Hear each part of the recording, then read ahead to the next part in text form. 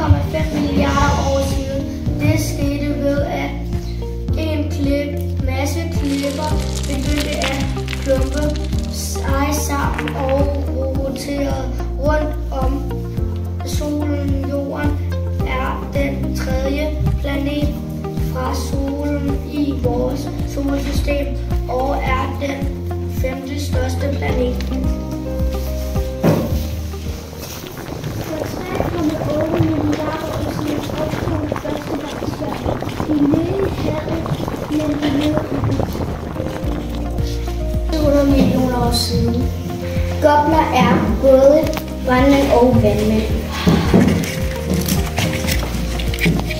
Trilobitten var opstået for 545 millioner år siden. Den minder om en stor bænkebiver. Vores dolkhale i dag stammer fra trilobitten. Pikaien levede for 500 millioner år siden. Pikaien er alle de dyrs forfædre. For 375 millioner år siden kom fisk på land. Det var de første dyr på land.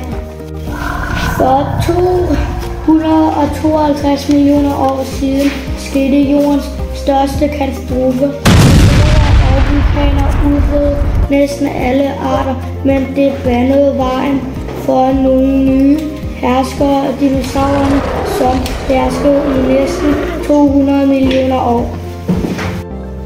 Homoerne opstod for 2,5 millioner år siden, og de første homoer var Homo habilis, som betyder det dygtige menneske. Homo sapiens, de kom fra 200.000 år siden. De spredte sig til steder i Afrika, i Asien og i Europa.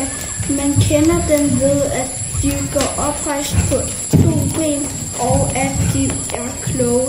De kan nemlig bruge redskaber.